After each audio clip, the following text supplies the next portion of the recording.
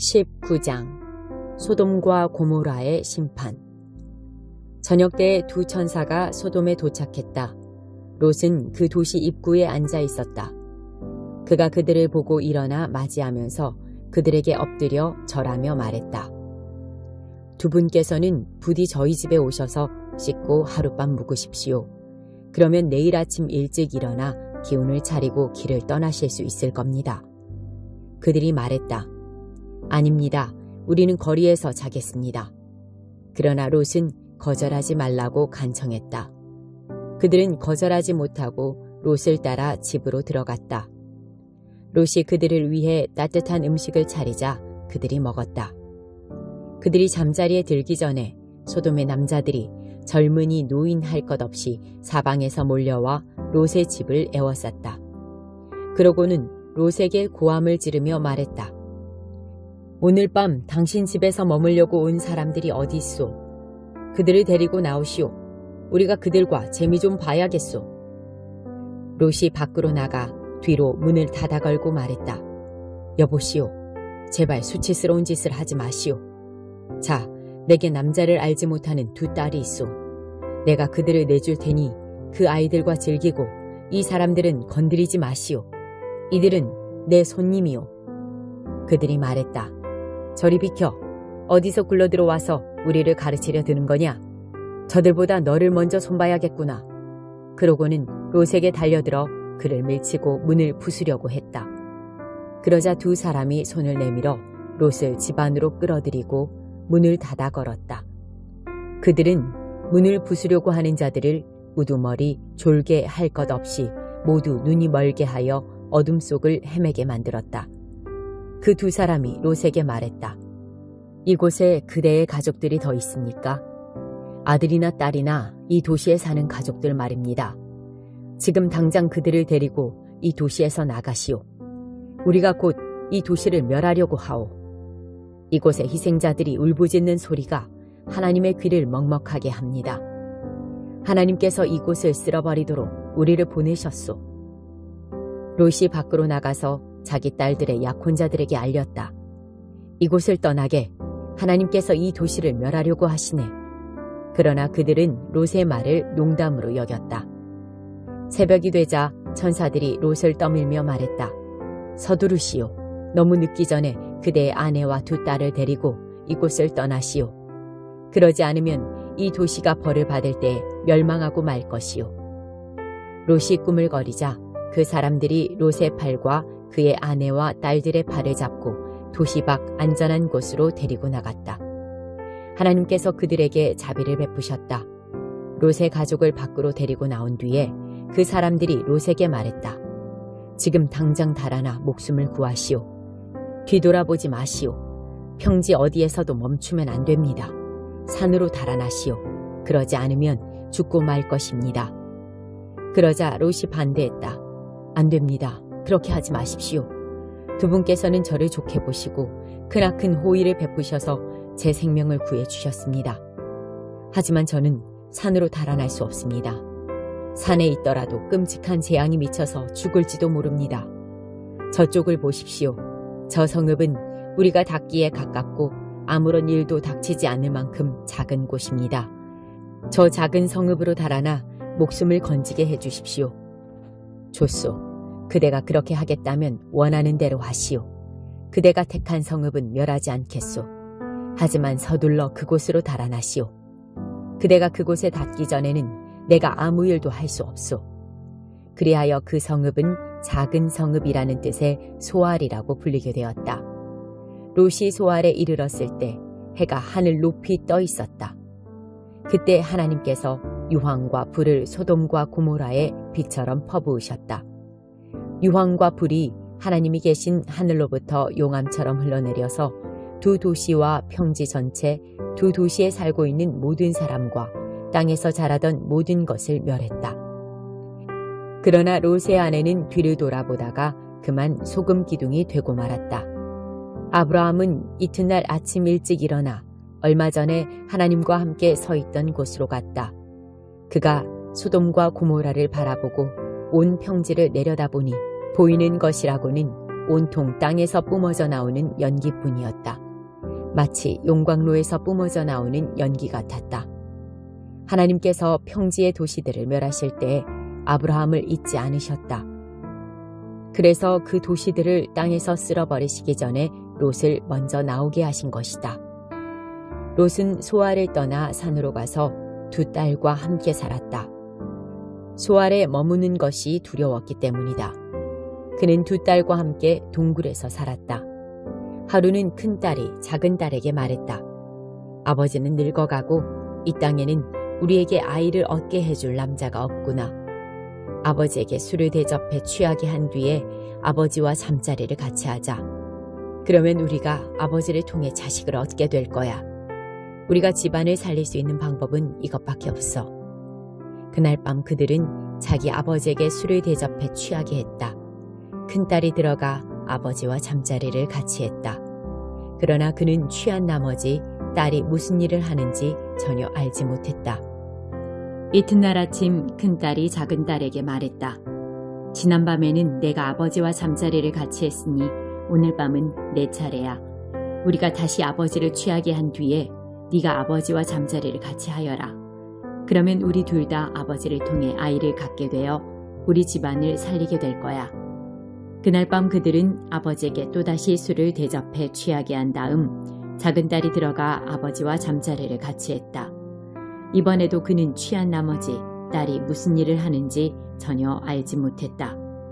두 딸 모두 자기 아버지 롯의 아이를 갖게 되었다. 큰딸은 아들을 낳고 그 이름을 모압이라고 했다. 모압은 오늘날 모압 사람의 조상이 되었다. 작은딸도 아들을 낳고 그 이름을 베남미라고 했다. 베남미는 오늘날 암몬 사람의 조상이 되었다. 18장 하나님 나라에서 가장 큰 사람. 그때의 제자들이 예수께 와서 물었다. 하나님 나라에서는 누가 최고 서열에 오릅니까? 예수께서 그 대답으로 어린아이 하나를 불러다가 방 한가운데 세우고 말씀하셨다. 내가 단호하게 말한다.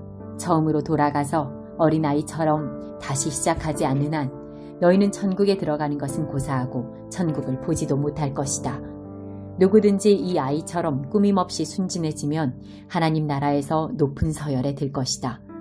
또한 너희가 나를 생각해서 어린아이 같은 사람을 받아들이면 곧 나를 받아들이는 것과 같다. 그러나 너희가 그들을 괴롭히고 못살게 굴거나 그들의 순진한 믿음을 이용하면 너희는 곧 후회하게 될 것이다. 그럴 바에는 차라리 너희 목에 맷돌을 달고 호수 한복판에 빠지는 편이 낫다.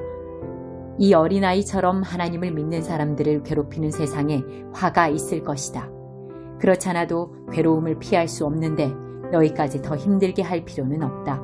만일 그렇게 한다면 그날이야말로 너희 최후의 날이다. 내 손이나 발이 하나님께 방해가 되거든 찍어내버려라. 손이나 발이 없더라도 살아있는 것이 두 손과 두 발을 보란듯이 가지고서 영원히 불타는 용광로 속에 있는 것보다 낫다. 또 내 눈이 너를 하나님에게서 멀어지게 하거든 뽑아내버려라. 한눈으로 살아있는 것이 지옥불 속에서 2.0 시력을 발휘하는 것보다 낫다. 너희는 이 어린아이처럼 믿는 사람들 중에 단 한 명이라도 업신여기지 않도록 조심하여라. 그들의 천사들이 하늘에서 항상 내 아버지와 대면하고 있음을 너희도 알지 않느냐? 잃어버린 양 한 마리. 이렇게도 생각해보아라. 어떤 사람에게 양 100마리가 있는데 그중 하나가 길을 잃으면 99마리를 두고 그 한 마리를 찾아 나서지 않겠느냐? 그러다가 찾으면 제자리에 있던 99마리보다 그 한 마리를 더 애지중지하지 않겠느냐? 하늘에 계신 너희 아버지의 심정도 이와 같다. 그분은 이 순진하게 믿는 사람들 중에 한 사람이라도 잃는 것을 원치 않으신다. 함께 믿는 동료가 너에게 상처를 주거든 가서 그에게 말하여 둘 사이에서 해결하여라. 그가 들으면 너는 친구를 얻는 것이다. 그가 듣지 않거든 다른 한두 사람을 데리고 가서 다시 말해보아라. 증인이 있으면 일이 공정해질 것이다. 그래도 그가 듣지 않거든 교회에 말하여라. 교회의 말도 듣지 않거든 너는 처음부터 다시 시작해야 할 것이다. 그에게 회개의 필요성을 지적하고 하나님의 용서하시는 사랑을 다시 베풀어야 한다. 무엇보다 진지하게 알아야 할 것이 있다. 땅에서 예는 하늘에서도 예이고 땅에서 아니오는 하늘에서도 아니오이다. 너희가 서로에게 하는 말은 영원하다. 내가 진심으로 말한다. 너희 가운데 두 사람이 땅에서 어떤 일로 함께 모여서 기도하면 하늘에 계신 내 아버지께서 행동을 취하실 것이다. 또한 너희 중에 두세 사람이 나 때문에 모이면 나도 반드시 거기에 함께 있는 줄 알아라. 용서 이야기. 그때 베드로가 용기를 내어 물었다. 주님, 제게 상처를 주는 형제나 자매를 몇 번이나 용서해야 합니까? 7번이면 되겠습니까? 예수께서 대답하셨다. 7번이라 어림도 없다. 7번을 70번이라도 그렇게 하여라. 하나님 나라는 종들의 빚을 정산하기로 한 어떤 왕과 같다. 정산이 시작되자 빚이 10억 원이나 되는 한 종이 왕 앞에 불려왔다. 그는 빚을 갚을 수 없었으므로 왕은 그 사람과 처자식과 살림을 몽땅 노예시장에 경매로 내다 팔라고 명했다. 그 가련한 사람은 왕의 발 앞에 엎드려 애원했다. 조금만 시간을 주시면 다 갚겠습니다. 애걸하는 그 모습이 딱했던 왕은 빚을 탕감하고 그를 풀어주었다. 그 종이 밖으로 나가자마자 자기한테 10만 원을 빚진 동료 종과 마주쳤다. 그는 동료의 멱살을 잡고는 당장 갚으라고 닥달했다. 그 가련한 사람은 엎드려 애원했다. 조금만 시간을 주면 다 갚겠네. 그러나 그는 끄떡도 하지 않았다. 그는 동료를 잡아다가 빚을 갚을 때까지 감옥에 가두었다. 이 모든 일을 지켜본 다른 종들이 이를 괘씸히 여겨 왕에게 낱낱이 아뢰었다. 왕은 그 사람을 불러서 말했다. 이 악한 종아, 네가 나에게 자비를 구하기에 나는 너의 빚을 전부 탕감해 주었다. 그러면 너도 자비를 구하는 내 동료 종에게 자비를 베풀어야 마땅하지 않느냐. 왕은 불같이 노하여 그가 빚을 다 갚을 때까지 그를 엄하게 다루었다. 너희 각 사람이 자비를 구하는 사람을 조건 없이 용서하지 않으면 하늘에 계신 내 아버지께서도 너희 각 사람에게 똑같이 하실 것이다. 8장. 7째 달 즈음이 되자 이스라엘 백성이 모두 성읍에 정착했다. 그때 모든 백성이 수문 앞 성읍 광장에 모였다. 그들은 에스라에게 청하여 하나님께서 이스라엘에게 명령하신 모세의 계시의 책을 가져오게 했다. 그래서 에스라는 회중 앞에 계시의 책을 가져왔는데 그 자리에는 남녀 할 것 없이 알아들을 만한 사람은 모두 나와 있었다. 때는 7째 달 첫째 날이었다. 남자든 여자든 알아들을 만한 사람이 모두 듣는 가운데 에스라가 수문 앞 성읍 광장 쪽을 향해 새벽부터 정오까지 계시의 책을 낭독했다. 모든 백성이 그의 책 읽는 소리에 귀를 기울였다. 학자 에스라는 특별히 만든 나무 연단 위에 섰다. 그의 오른쪽에는 마띠디아, 스마, 아나야, 우리야, 힐기야, 마세야가 섰고 왼쪽에는 부다야, 미사엘, 말기야, 하숨, 하스바따나, 스가리야, 무술람이 섰다. 에스라는 책을 폈다. 모든 시선이 그에게 집중되었고 그는 높은 연단 위에 서 있었다. 그가 책을 펴자 모두 자리에서 일어났다. 에스라는 하나님, 크신 하나님을 찬양했고 모든 백성은 손을 높이 들고 그렇습니다, 그렇습니다 하며 화답했다. 이어서 그들은 무릎 꿇은 채 얼굴을 땅에 대고 하나님을 예배했다. 레위인인 예수와 바니, 세레비야, 야민, 악굽, 사부대, 호디야, 마세야, 그리다, 아사랴, 요사밧, 하난, 블라야가 계시를 설명하는 동안 백성은 서서 그것을 귀 기울여 들었다. 그들은 백성이 알아들을 수 있도록 하나님의 계시의 책을 통역하고 낭독한 내용을 설명했다. 총독 느헤미야와 제사장이자 학자인 에스라와 백성을 가르치는 레위인들이 백성에게 말했다. 오늘은 하나님, 여러분의 하나님의 거룩한 날입니다. 울지도 슬퍼하지도 마십시오. 그들이 이렇게 말한 것은 온 백성이 계시의 말씀을 들으며 울고 있었기 때문이다. 느헤미야는 말을 이었다. 집에 가서 명절 음식과 음료를 준비하여 잔치를 벌이십시오.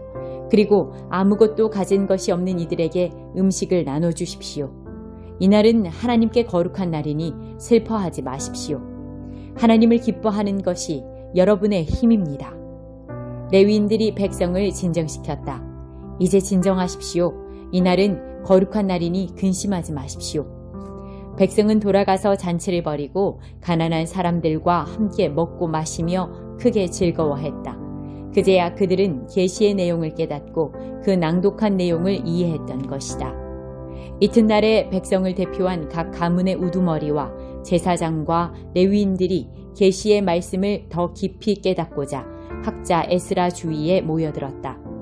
그들은 계시의 기록을 보다가 하나님께서 모세를 통해 이스라엘 백성에게 7째 달 절기 동안 초막에서 지내라고 명령하신 대목을 발견했다. 그래서 그들은 그 명령을 공포하고 모든 성읍과 예루살렘에 계시했다. 기록된 대로 산으로 가서 올리브 가지, 솔가지, 향나무 가지, 야자수 가지, 기타 잎이 많은 가지를 모아다 초막을 짓도록 하십시오.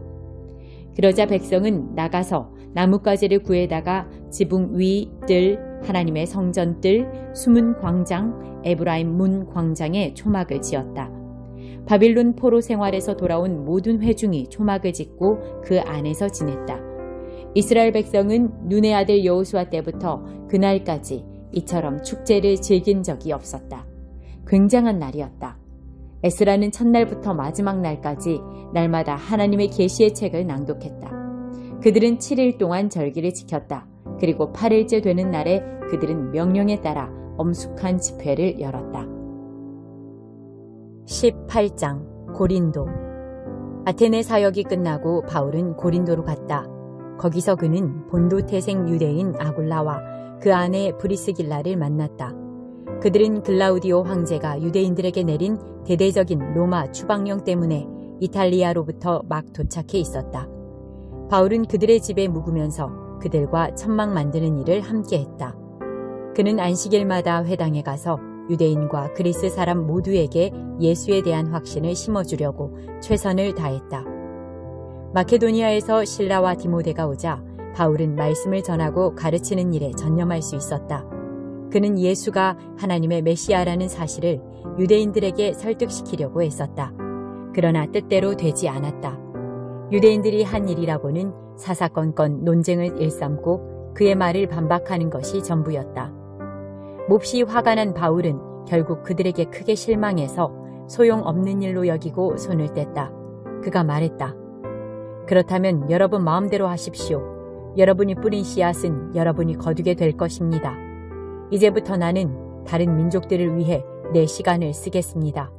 바울은 그곳을 떠나 유대인의 회당 바로 옆에 사는 디도 유스도의 집으로 갔다. 그는 하나님을 경외하는 사람이었다. 유대인들을 향한 바울의 수고가 전혀 헛되지는 않았다. 회당장 그리스보가 주님을 믿은 것이다. 그와 함께 그의 온 가족도 믿었다. 바울의 말을 듣는 중에 아주 많은 고린도 사람들이 믿고 세례를 받았다. 어느 날 밤 주님께서 바울의 꿈에 나타나 말씀하셨다. 계속 밀고 나가거라. 누구에게든지 겁을 먹거나 침묵해서는 안 된다. 무슨 일이 있어도 내가 너와 함께하니 아무도 너를 해칠 수 없다. 이 도시에 내 편에 서 있는 사람이 얼마나 많은지 너는 모른다. 그 한마디 말로 바울은 끝까지 견딜 수 있었다. 그는 그곳에서 1년 반을 더 머물면서 고린도 사람들에게 하나님의 말씀을 신실하게 가르쳤다. 그러나 갈리오가 아가야 총독으로 있을 때 유대인들이 바울에 반대하는 운동을 벌여 그를 법정으로 끌고 가 고발했다. 이 자는 율법에 어긋나는 예배 행위를 하라고 사람들을 현혹하고 있습니다. 바울이 막 자신을 변호하려고 하는데 갈리오가 끼어들어 유대인들에게 말했다. 이것이 범죄 행위와 관련된 문제라면 내가 기꺼이 여러분의 말을 듣겠소. 그러나 내게는 이것이 유대인들이 종교를 두고 벌이는 끝없는 말다툼처럼 들리오. 여러분이 직접 해결하시오. 말도 안 되는 이런 문제로 신경 쓰고 싶지 않소. 그러고 나서 갈리오는 그들을 법정에서 내보냈다. 그러자 거리에 모여있던 무리가 신임 회당장 소스데네에게 달려들어 법정에서도 다 볼 수 있도록 그를 마구 때렸다. 그러나 갈리오는 손가락 하나 까딱하지 않았다. 조금도 개의치 않았던 것이다. 에베소. 바울은 고린도에 조금 더 머물렀다. 그러나 곧 동료들을 떠나야 할 때가 되었다. 그는 작별 인사를 하고 배에 올라 시리아로 향했다. 브리스길라와 아굴라가 그와 함께했다. 항구 도시 겐그레아에서 바울은 배에 오르기 전에 자신이 서원한 대로 머리를 깎았다. 일행이 에베소에 도착했다. 브리스길라와 아굴라는 배에서 내려 거기에 머물렀다. 바울도 배에서 잠시 내려 회당에 가서 유대인들에게 말씀을 전했다. 그들은 그가 더 오래 머물기를 원했으나 그는 그럴 수 없었다.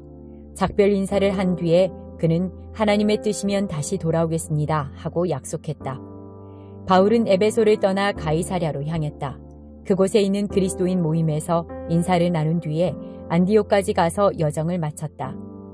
안디옥의 그리스도인들과 오랜 시간을 함께 보내고 나서 바울은 다시 갈라디아와 부르기아로 떠났다.